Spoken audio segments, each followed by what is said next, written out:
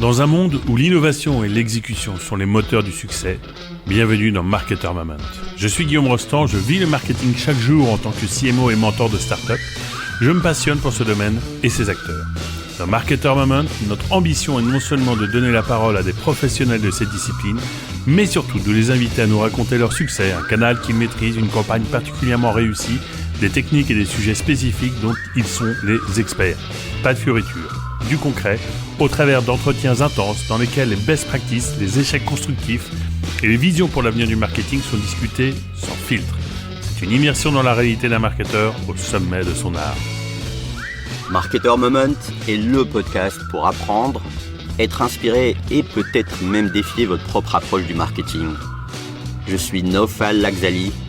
J'aborde le marketing depuis plus de 10 ans en tant que growth marketer et aujourd'hui en tant que fondateur de la plateforme de marketers Matirz. Je serai votre complice sur ce voyage au cœur de l'excellence du marketing et je vous souhaite une bonne écoute. C'est parti. Salut Diane, Diane Lahamadi. Bienvenue sur Marketer Moment. Comment ça va aujourd'hui ? Très bien, merci Guillaume de me recevoir. On va commencer par les présentations usuelles, mais avant ça, comme notre podcast essaie de toujours d'aller un peu en profondeur dans une thématique, j'annonce la thématique du jour, qui est une thématique que nous connaissons bien en marketing, qui va être de parler du contenu. Donc maintenant, présente-toi et rentrons dans le vif du sujet du contenu. Alors, je suis Diane, donc j'ai occupé plusieurs postes en tant que CMO ou CRO dans des scale-up digital, donc chez lelinx.fr que j'ai monté, puis Drivey qu'on a revendu à Getaround. Et aujourd'hui, depuis 2 ans, je suis chez Lynxea au poste de CRO, donc Chief of Revenue, et je m'occupe de la marque, de l'acquisition et de l'offre financière. Lynxea, c'est une plateforme digitale qui vend des produits d'épargne. Donc, on vend des contrats d'assurance vie, des plans d'épargne retraite. On est numéro 1 de l'épargne en ligne en France.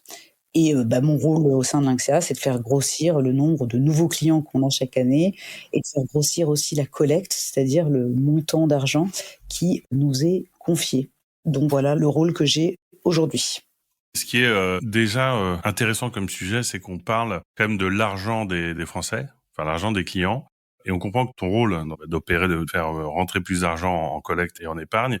Moi, le premier sujet que j'aurais, c'est par rapport à toutes les expériences que tu as eues, comment est-ce que c'est différent de vendre de l'épargne plutôt que de vendre de l'assurance ou de vendre de la location de voiture? Pour moi, on voit ça comme un sujet un peu anxiogène dans un certain sens, en tout cas un sujet qui se traite très certainement différemment de ce que tu as pu vivre avant. Donc, c'est quoi les grosses différences dans ton discours vis-à-vis des clients, voire pourquoi pas dans les restrictions que tu peux avoir dans les campagnes marketing entre tout ce que tu as vécu avant et ce que tu opères aujourd'hui chez Lynxea?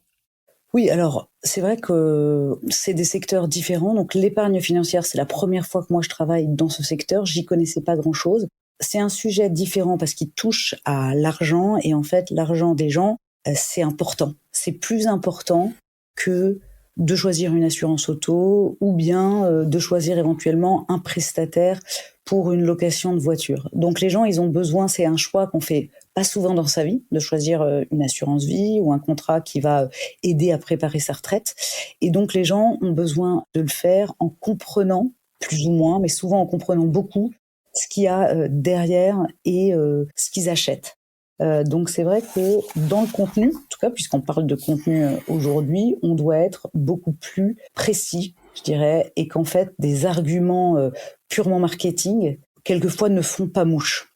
Donc il y a déjà ça, il y a le sens du détail qui est plus important. Il y a aussi, je pense, une des grosses différences, c'est qu'en fait quand on rentre client chez Lynxea, on reste client chez Lynxea. C'est-à-dire qu'en fait, un contrat d'assurance vie qu'on achète, en moyenne, on va rester 10 ans, 15 ans chez Lynxea. Et en fait, ces gens-là, on va continuer à leur parler pendant longtemps. Alors que c'est pas transactionnel au sens où une location de voiture, on peut dire, OK, je pars ce week-end dans telle ville, j'ai besoin d'une voiture. Et une fois que la location de voiture est terminée, on n'est plus client du partenaire avec lequel on a loué la voiture. Alors que chez nous, Lynxea, au même titre que par exemple pour une banque, on reste client, en fait. Et du coup, il y a un discours qui se met en place entre la marque et la communauté de clients qui est constant et du coup qui est très intéressant parce qu'il évolue aussi avec le temps et avec le moment de vie dans lequel se situe notre client. Voilà ce que je peux dire en termes de différence. Alors, ce qui est super, c'est que ce que tu dis, c'est que la lifetime value, elle est infinie quelque part, potentiellement, avec tes clients. Ce qui effectivement change beaucoup de nos autres business. En tout cas, ton objectif, c'est vraiment de rentrer dans une durée qui se compte en années, voire peut-être en décennies, avec tes clients. Et alors là, on va arriver dans le sujet du contenu, c'est que ton médium, c'est un site internet. Dans l'univers dans lequel tu évolues, on est quand même habitué aux banques, à des acteurs très traditionnels qui ont des boutiques dans la rue. Et comment est-ce que justement, quand on est un pure player, on fait pour recréer un peu le cadre de cette relation? Oui. Alors, je pense que là, ça rejoint un petit peu la mission centrale de Lynxea. Donc, en effet, nativement, Lynxea a toujours été digital. On n'a jamais eu d'agence. Et c'est vrai que c'est une grosse différence avec nos concurrents, qui sont surtout les banques traditionnelles, qui vont proposer premier contrat d'assurance vie. Je ne sais pas si toi, Guillaume, mais sans doute, tu as dû acheter un contrat d'assurance vie quand tu étais jeune et qu'on t'a refourgué par ton conseiller bancaire. En tout cas, c'est le cas de pas mal de Français. Et donc là, en fait, Lynxea est assez différent. On va fournir un conseil et on va donner du contenu uniquement digital, avec comme mission de se dire, l'épargne a souvent été compliquée, réservée à une certaine partie de la population. Et là, on va faire en sorte qu'en fait, l'épargnant, il reprenne le pouvoir sur son épargne par la compréhension. Et c'est là où le contenu est super important, parce qu'en fait, en éduquant, et donc éduquer, c'est une de nos missions, en tout cas ce que le contenu doit faire chez Lynxea, c'est vraiment que les gens comprennent, parce qu'on se dit, s'ils comprennent ce qu'ils achètent, eh bien déjà ils vont mieux acheter, ils vont faire des choix plus éclairés, et comme on est assez confiant de notre proposition de valeur, on se dit, s'ils comprennent, ils vont acheter Lynxea. D'accord. Donc, avant de parler du contenu chez Lynxea, je pense qu'on peut revenir sur, je dirais, la problématique du contenu. Moi, dans mon expérience de CMO, le contenu a une position un peu paradoxale, c'est-à-dire qu'on a l'impression que c'est entre une espèce de mal nécessaire et un action item un peu inconnu qu'on a toujours un peu du mal à maîtriser. Et ça, encore une fois, vu à quel point, quand tu es pure player dans le monde de l'épargne, tu viens de dire à quel point, justement, c'est engageant comme relation, le contenu est clé.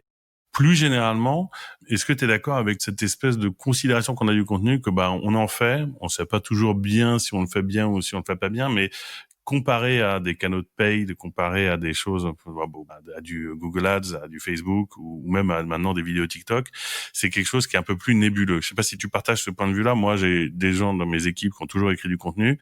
J'ai toujours traité un tout petit peu différemment du reste parce que, à part pour la pure fonction SEO, j'ai toujours été un peu, pas sceptique, mais tu vois, il y a quelque chose d'un peu différent. Donc, que j'aimerais qu'on caractérise justement pour ensuite montrer à quel point c'est important dans une boîte comme Lynxea. C'est vrai que là où je suis d'accord, c'est comme c'est moins mesurable, le risque, c'est que ce soit un peu le parent pauvre du marketing. Et du coup, il est un peu entre la marque, souvent, et l'acquisition. C'est-à-dire qu'en fait, c'est un canal, pas que un canal de pure acquisition, c'est un canal qui véhicule aussi d'autres choses. Il y a aussi quelque chose, je pense, qui a fait beaucoup de mal au contenu digital, c'est le SEO. Parce que ça fait 10-15 ans, je sais pas combien de temps qu'on travaille en marketing digital tous, et qu'en fait, le SEO, on a eu des espèces de règles où on nous a dit il faut écrire des articles longs, il faut mettre des mots-clés. Et en fait, a été créé, je sais pas si tu seras d'accord, mais des pages entières sur le web, un peu qui veulent rien dire, avec des répétitions hyper longues, où l'efficacité du discours passait vraiment après une espèce d'un contenu souvent alambiqué.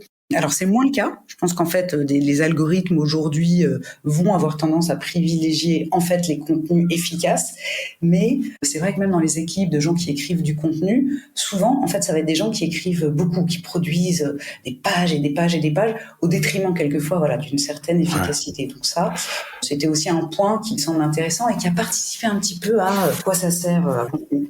En revanche, c'est le seul endroit du contenu où on va pouvoir le mesurer. Parce qu'il y a du trafic derrière et qu'il y a de la conversion, et du coup, et que ça coûte pas très cher par rapport aux autres leviers d'acquisition. Donc ça, tout le monde est d'accord pour faire du SEO. C'est-à-dire qu'en fait, dans toutes les boîtes du digital, il y a des équipes qui bossent soit techniquement, soit sur l'écrit, sur ce levier, ça c'est sûr. Je pense qu'en fait, le contenu, il a un peu repris ses lettres de noblesse avec le B2B, et tout le contenu un peu push. Le SEO, c'est un peu un contenu pull, c'est-à-dire qu'en fait, c'est les gens font une requête et il faut être là. Donc, on va écrire du contenu qui va correspondre à une requête potentielle. Le contenu push, ça va être un contenu qui va être un des livres blancs et des petits contenus qu'on va pousser sur soit les réseaux, souvent sur des réseaux, pour faire une acquisition, souvent B2B. Nous, chez Lynxea, on va aussi l'utiliser pour du B2C sur certaines catégories de placements financiers qui sont assez complexes et où les gens recherchent des modes d'emploi, des comment faire pour bien préparer sa retraite, par exemple, des choses comme ça. Ouais, on peut replacer le sujet du contenu dans le contexte de l'intelligence artificielle. Je suis d'accord sur le constat, évidemment, qu'on a surtout pondu du contenu à la chaîne pour ranker sur des mots-clés. Que ce que tu dis, c'est qu'avec le B2B, qui est devenu vraiment un marché qui a vraiment explosé, enfin, c'est une débilité de dire ça comme ça, mais qui a un peu redessiné les cartes du marketing online et redonné des lettres de noblesse au contenu. On va aussi, peut-être à la fin de cet épisode, se poser la question de l'IA, parce que j'ai aussi un peu l'impression qu'on a un risque, quelle que soit la capacité des algorithmes ou comment à détecter ce contenu-là, qu'aujourd'hui c'est devenu une telle commodité de produire du contenu qui est de plus en plus intéressant, même si ça reste scripté par de l'IA, que ça pose de nouveaux défis. Parce que il n'a jamais été aussi simple de produire des kilomètres et des kilomètres de contenu. Mais on en reparlera tout à l'heure, et c'est vrai que ça doit être notre sujet du moment, parce que d'un côté, c'est un outil formidable, mais de l'autre côté, si on produit 1 milliard de contenus, ça va diluer encore plus ce message. Mais je partage ton constat. Maintenant, dans une boîte, ce qui est intéressant dans une boîte qui à la fois donc travaille sur des sujets financiers et qui est B2C, mais qui utilise des leviers, comme tu disais, de B2B, comment tu articules ta stratégie de contenu, du coup? Alors, donc déjà, je le citais tout à l'heure, c'est le plus d'éducation financière, le mieux pour nos prospects, pour nos clients, pour les Français. Donc on veut que les gens comprennent, qu'ils puissent appréhender un produit d'épargne, et les produits d'épargne, ils peuvent être complexes. Donc ça va être sous-tendre, ça va être quand même éduquer. Après, notre cible, je pense que quand tu écris une stratégie de contenu, tu t'adresses à une cible. Donc il y a 2 sous-cibles qui sont les prospects et les clients. Chez Lynxea, ils ont en commun de s'intéresser à l'épargne. Donc on va pas adresser comme cible des purs novices ou des gens soit trop jeunes, par exemple. En fait, l'épargne, c'est plus on avance dans la vie, plus on s'y intéresse souvent. Et donc, nos prospects ou nos clients, on a vraiment des vrais experts, des gens qui sont passionnés par l'épargne, qui vont regarder tous les détails, qui vont parler entre eux.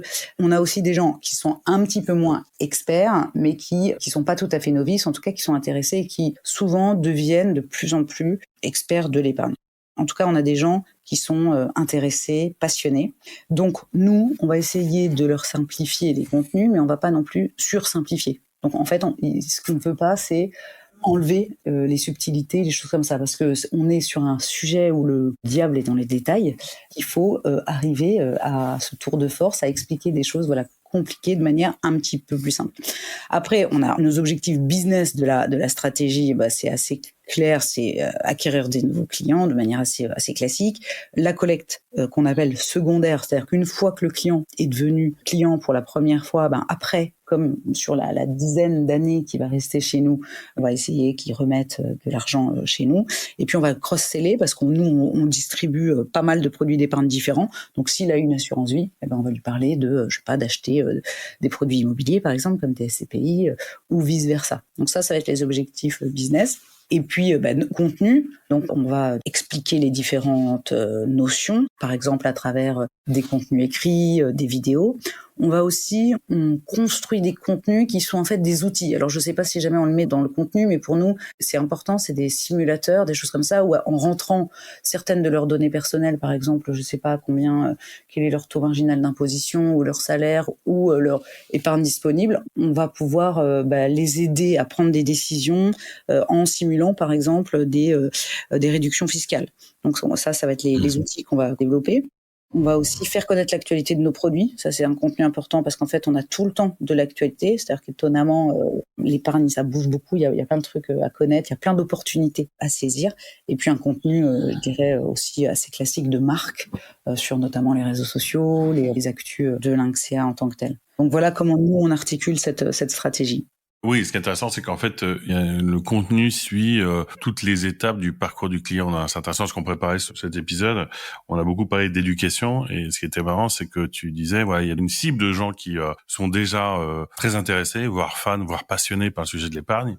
Et puis, il y a des gens qui viennent chez vous, qui atterrissent sur un contenu, justement, parce qu'ils s'intéressent, mais en étant assez novices, et qui progressivement deviennent, sinon des experts, au moins vraiment des gens très éduqués. Et ça, c'est vraiment un cœur de clientèle que vous arrivez à faire progresser vers plus de compréhension et donc d'action dans le monde de l'épargne. Exactement, c'est vraiment le but de notre contenu, de nos interactions, je dirais même au-delà du contenu, parce qu'on a des conseillers qui vont aussi donner du conseil live, c'est-à-dire au téléphone ou par chat à nos clients. Donc ça, c'est une autre forme de contenu. Ce sont vraiment des conseils, je dirais, personnalisés en fait. Nous, au service marketing, on va écrire des contenus qui vont s'adresser à plusieurs personnes. Mais c'est vrai que chez nous, les gens progressent, voilà, progressent en épargne, progressent dans leur compréhension et vont avoir des problématiques financières et d'épargne différentes à différents moments de la vie. C'est-à-dire que quand on commence à avoir 35, 40 ans, on a une première capacité d'épargne, je dirais, par mois pour certains. Puis après, on commence à avoir des enjeux de fiscalité. Puis, assez vite, il y a la transmission, la succession. Voilà, il y a des étapes de vie où, en fait, le contenu à donner n'est pas le même. Donc, dans nos emails, qui est aussi, je dirais, la base contenu qu'on écrit avec nos clients, on segmente notre base en fonction des moments de vie. Et on va à la veille de leurs 70 ans, par exemple, dans l'année qui précède les 70 ans, il y a des versements qui vont être moins fiscalisés s'ils sont faits à une certaine époque. On va les accompagner là-dessus, par exemple. Donc, ton contenu est nécessairement segmenté en fonction de l'état ou plutôt du moment de vie de ton client.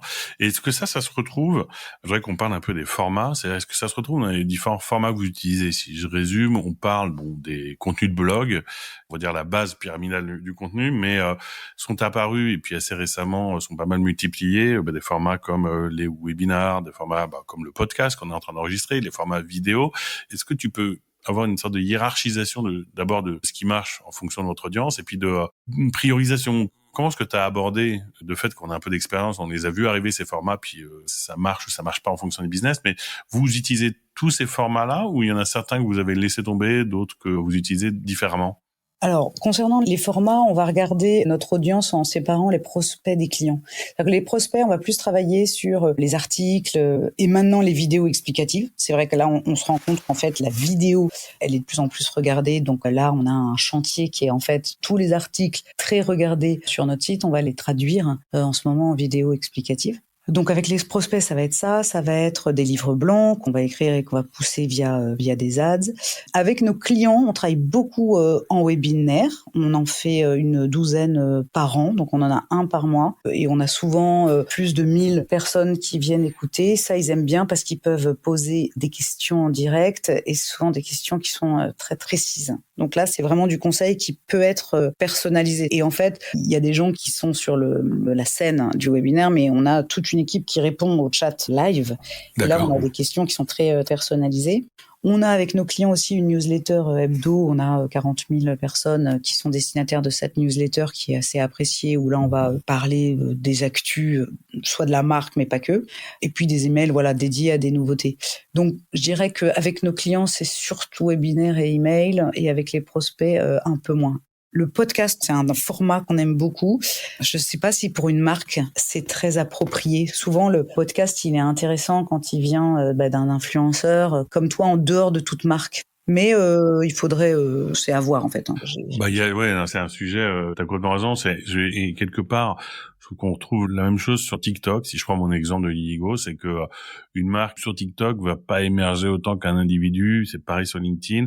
C'est pareil sur le podcast. Je pense que peut-être à quelques exceptions près, quand tu deviens une marque de contenu finalement, parce qu'il y a des boîtes qui produisent des contenus, beaucoup des journaux, des radios, mais effectivement, ce sont quand même des médias dans lesquels si tu arrives frontalement avec des visées commerciales ou un sous-texte très commercial, tu vas pas réussir. Donc comment l'appréhender? De fait, moi, pour l'Illigo, je suis en train de faire des tests. J'y crois moyennement, mais c'est vrai qu'il faut que ce soit vraiment extrêmement bien exécuté pour que le discours soit pas trop commercial et qu'on fasse passer le contenu, la personnalité de la personne qui présente.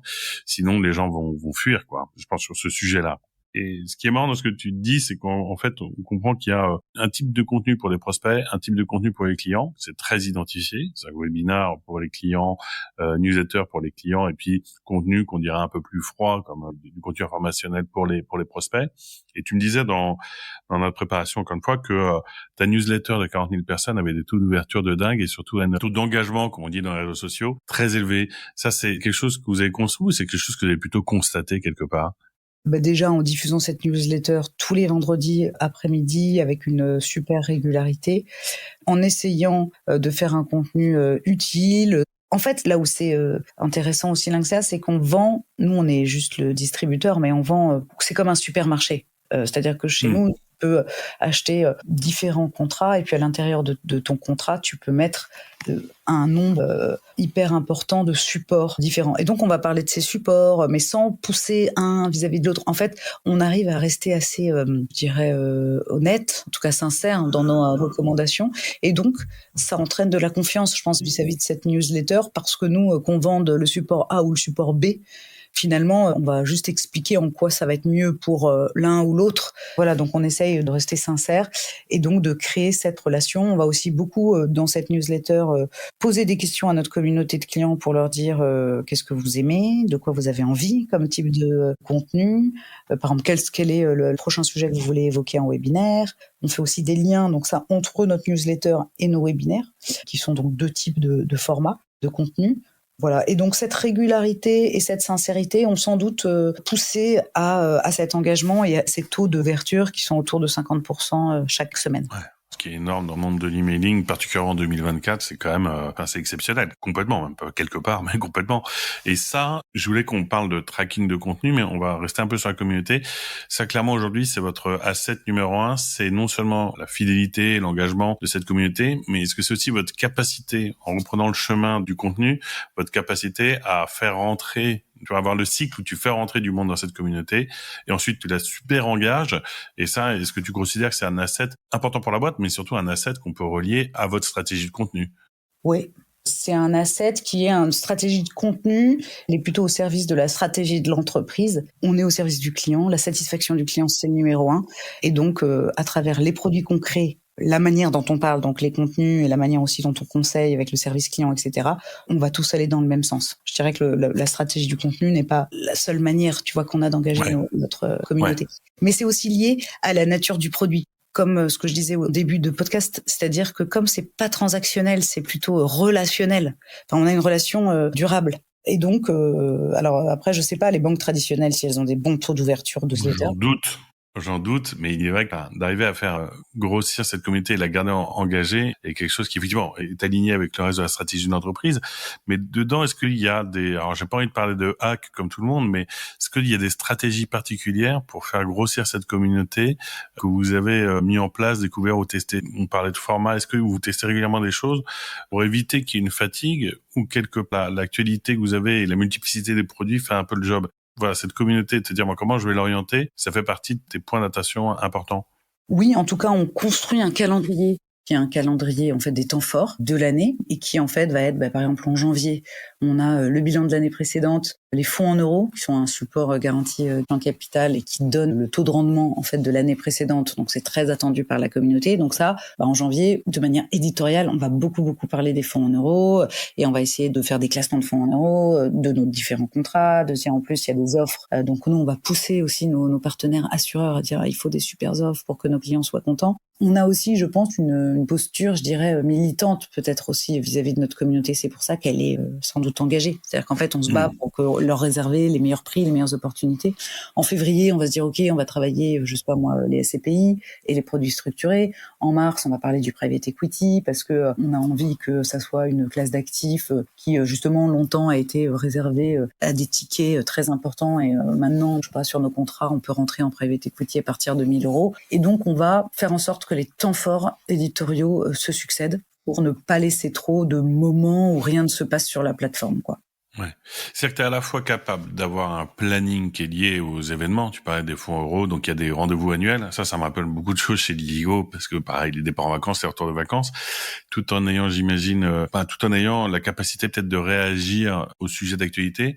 Là, ça revient à la question du planning de contenu. C'est-à-dire qu'est-ce que tu le construis en amont en sachant tes temps forts et en rajoutant des choses? Est-ce qu'il est évolutif? Est-ce qu'il y a aussi, pareil, des méthodes de travail sur ce contenu-là? Parce qu'on part du principe que tu connais tes temps forts dès le 1er janvier, donc tu les connais tout le long de l'année et tu peux ajouter en fonction des actualités un contenu qui a pour objectif de tenir au courant de, je dirais, des choses nouvelles. Ça, c'est des choses qui arrivent, c'est dans ta planification de contenu. Oui, on va le faire souvent au trimestre, on est capable. Donc là, sur janvier, février, mars, par exemple, on sait de quoi on va parler en temps fort.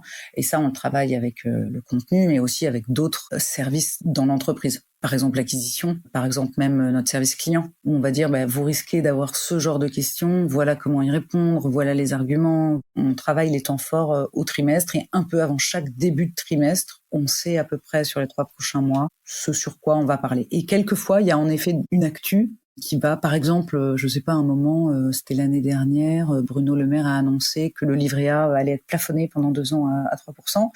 Ça a été une actu, on pouvait s'en douter, mais en tout cas, voilà, là, on réagit de manière, on est toujours capable aussi de s'adapter si jamais il y a une actualité.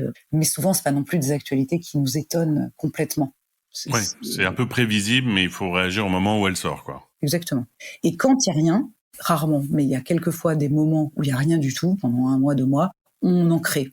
On va dire, voilà, on va parler de cette classe d'actifs qui nous semble intéressante, mettre une actu alors qu'il n'y en a pas forcément. Ok.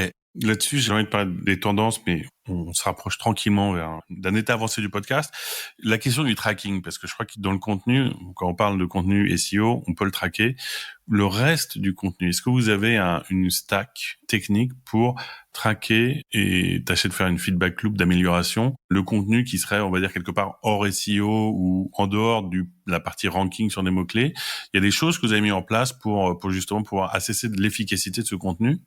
Pas forcément. C'est-à-dire qu'en fait, on est capable de mesurer l'efficacité du contenu SEO en termes de pourcentage de trafic et pourcentage de notre conversion en souscription de contrat. Le reste, on fait un petit peu à l'action. C'est-à-dire, par exemple, quand on a sorti notre simulateur de réduction fiscale lié au plan d'épargne retraite, on va dire, OK, combien de personnes ont utilisé le simulateur, combien de personnes ont utilisé le simulateur et ont ouvert un plan d'épargne retraite par la suite. Mais de là à vraiment mettre en place une stack qui permet de juger de l'efficacité de chaque contenu, ça reste un petit peu encore pas très précis. Je sais pas d'ailleurs comment le faire. Enfin... Moi non plus. En fait, je pense que l'une des raisons pour lesquelles je dirais pas qu'on se méfie, mais on observe le contenu de manière un peu différente, qui se rapproche quelque part des investissements offline, de la pub télé. C'est le côté, c'est pas traquable jusqu'au dernier clic. Voire, si on le traque jusqu'au dernier clic, ça apporte pas grand chose. On va juste voir le nombre de pages vues, des interactions. Mais on peut avoir, quand on a tendance à vouloir suranalyser tout, on peut parfois être un peu dans une impasse parce qu'en fait, la réponse n'est pas claire de savoir si ce contenu-là est efficace.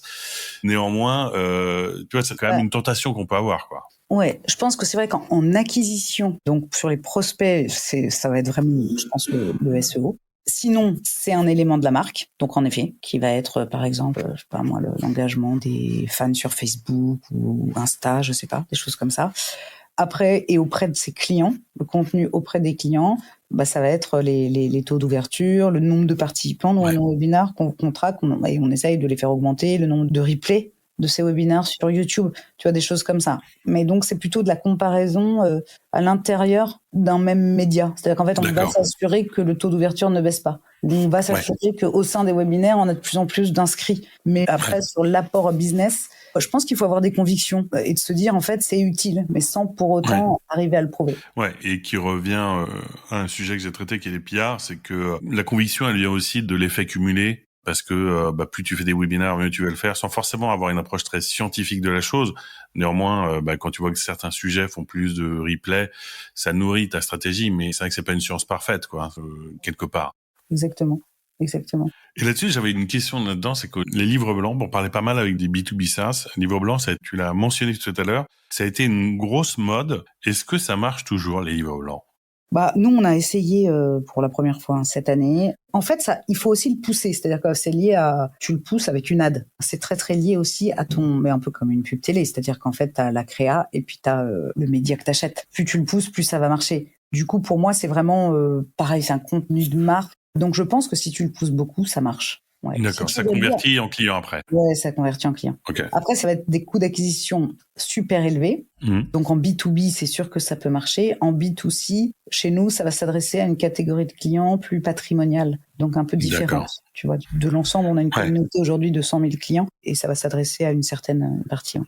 Oui, c'est là que de par la nature de ton business, quelque part, tu te rapproches pas mal du B2B puisqu'on parle d'une lifetime value qui est longue. On parle donc de coûts d'acquisition que tu peux te permettre d'avoir assez élevé. J'ai un peu le sentiment qu'il y a une convergence, en tout cas une convergence des canaux entre le B2B et le B2C. Il n'y a pas vraiment une séparation et je trouve que ton use case est un peu la matérialisation de ça. C'est-à-dire que ta cible est B2C, mais les méthodes d'acquisition sont relativement proches, si ce n'est complètement équivalentes à ce qu'utilisent des SaaS B2B, par exemple. Oui, elles sont proches chez Lynxea parce que l'épargne va être un sujet important pour les clients. C'est-à-dire qu'ils vont se poser des questions comme un professionnel pourrait se poser des questions du choix d'un outil, quoi. Ça va pas être fait comme ça en 2 minutes. Et dans ce cadre-là, c'est vrai que le type de contenu que la marque peut fournir peut converger.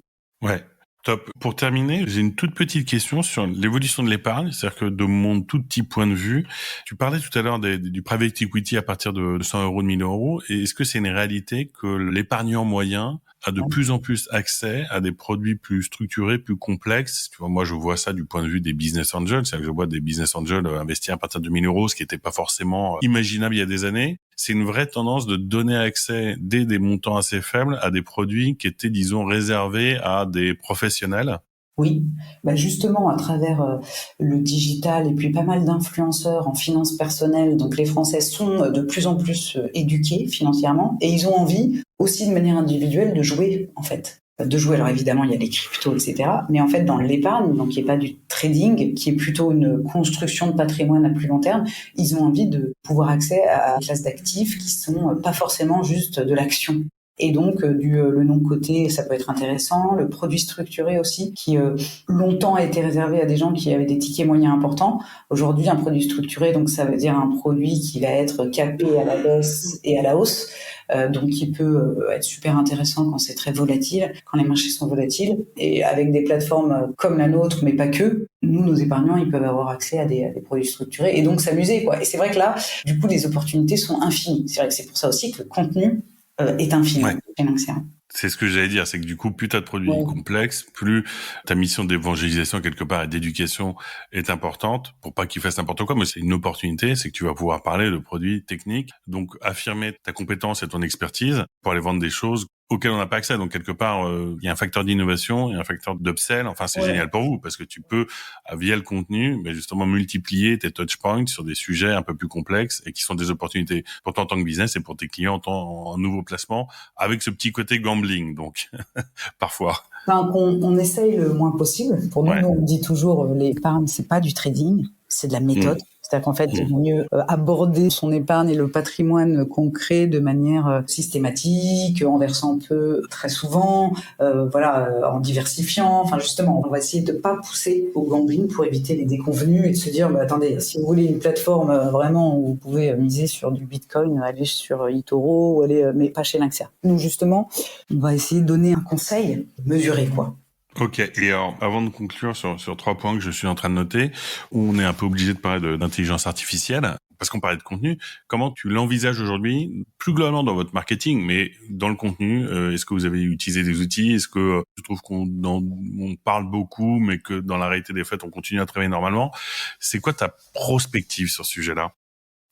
C'est sûr que ça accélère un peu la production du contenu écrit, du contenu vidéo, image. Je pense que ce que ça fait, c'est qu'il y a des gens qui n'ont pas le rôle de content manager peuvent maintenant s'essayer au contenu. C'est-à-dire qu'assez vite, ne serait-ce qu'en brouillon, ils peuvent dire, OK, voilà ce à quoi je pense. Je t'ai fait un petit plan sur ChatGPT, qu'est-ce que t'en penses? Ça peut accélérer certaines choses. Moi, par exemple, j'essaye quelquequefois sur Runway, qui est une application de création de vidéos, par exemple, à partir d'une image ou à partir d'un texte.